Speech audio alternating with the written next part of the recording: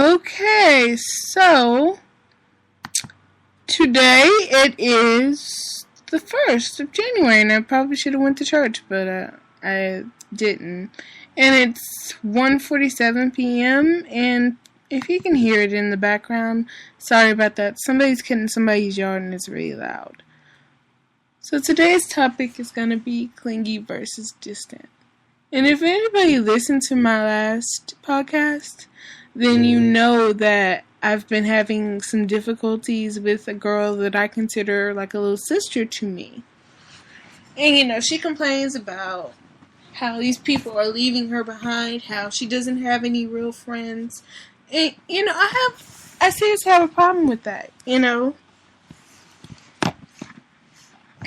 Because she complains about people being clingy, but then she complains about, people not caring enough. Where is the balance for you? Because obviously it's not the same as the balance for me, because I don't consider myself clingy because I allow her to do whatever the hell she wants to do. But if I see a post from her and I think it's somewhat worrisome, I'll sit there and I'll message her or I'll comment on it. So I don't know how that makes me clingy. I don't know how that makes me clingy. And then she complains about people not caring enough about her. But those people that care about you, you're sitting up there calling them clingy. If caring about somebody is being clingy, let me be clingy. I'd rather do that than be distant. I'd rather do that than you not have anybody. Why are you pushing away the people that you need to be pulling closer, and then the people that you're trying to pull closer are pulling against you to get away from you?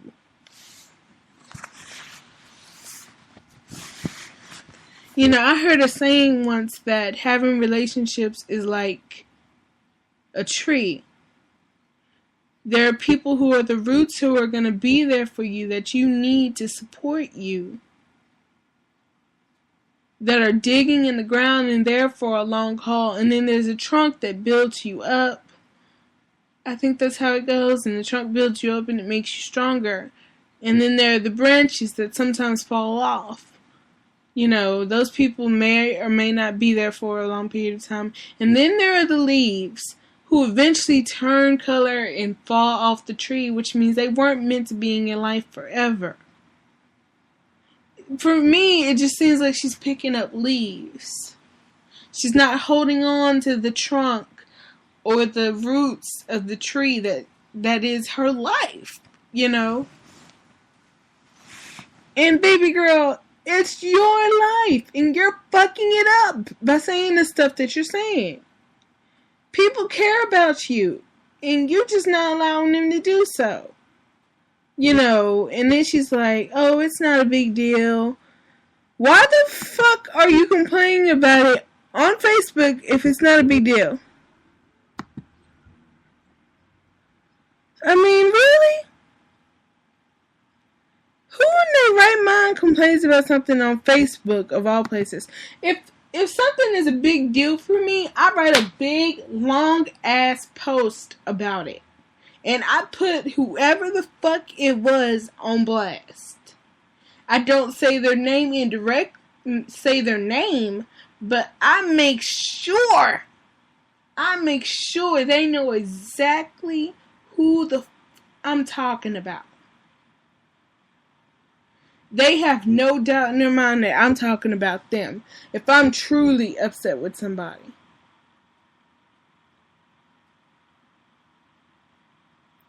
I can understand wanting distance from somebody, but somebody who's trying to hold your ass together and hope and pray that you are doing alright. And trying to help you take care of you. And then you got nerve to call them clingy and say you don't like that, then I got a problem with that. Because you know what? She called me clingy. And you know what? She's right. I am clingy, but I'm not clinging to her. The only people I cling to are my parents, my family, and my lovers. Nothing else. Because friends come and go, and the people that are meant to be with you for the rest of your life, they're going to be with you for the rest of your life. But if they're not, they're not. I had to learn that the hard way in high school, that you can't cling on to people who don't want to be there. And sometimes I don't try at all, and if they stop talking to me, that's cool.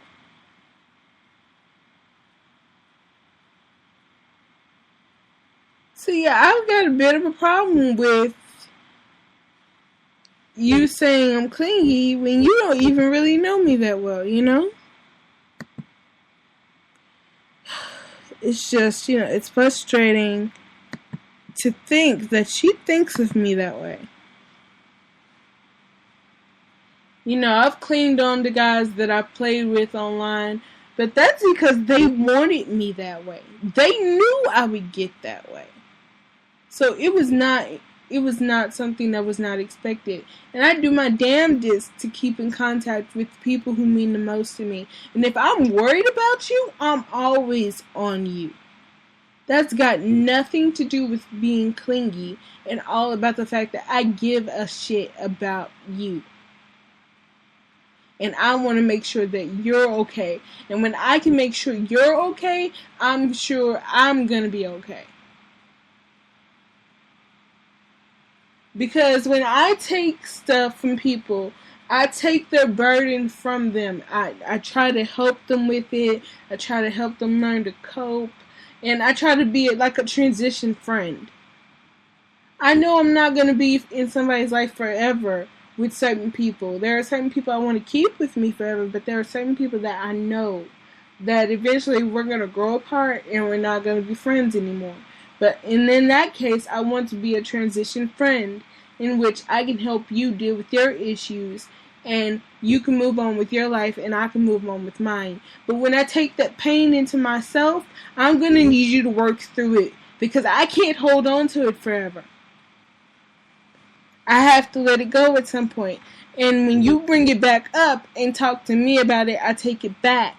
And I talk to you about it and I throw it back and I help you try to deal with it. And as we deal with it, it disperses. And once it's over, honey, once I've said it once and I've said it twice, it's done. Let it go. You either choose to do something about it or you stand still. If you're choosing to stand still, don't come to me complaining because I've told you once, I've told you twice, and you already know what you have to do. You just don't want to do it. If you know what you have to do, do it. Don't just sit there and say, oh, I'm going to. You haven't done it yet. And I know I've heard this from my mother multiple times, and it's the same thing that runs through my head.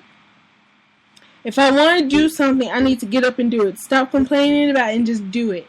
That's what I tell myself every day. And even if I don't do what I know I should do, I know and I blame myself. I don't blame anybody else and I don't go and complain about it unless I just can't take it anymore.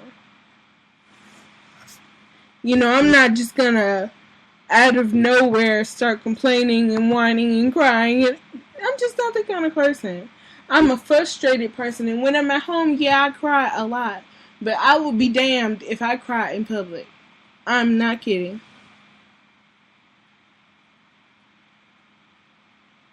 This is just a life lesson that I've learned and haven't yet applied to my life. If you need to do something and somebody's told you that you need to do it and you're aware that you need to do it, just do it.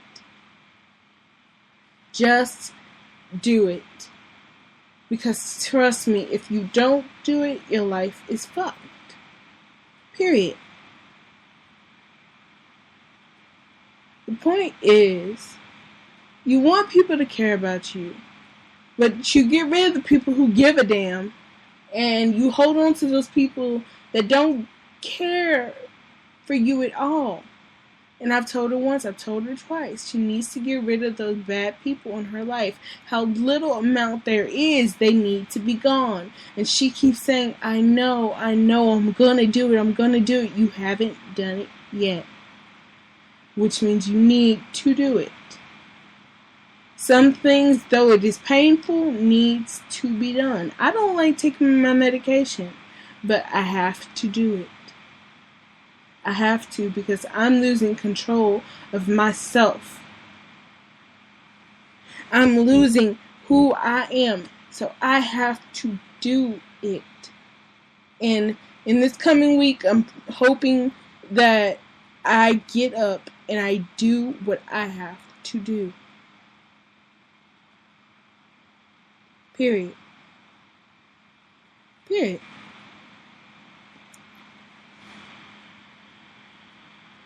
And so I need her to get up and do what she needs to do for herself. Stop smoking that weed. Stop hanging with those bad friends. Get your shit together.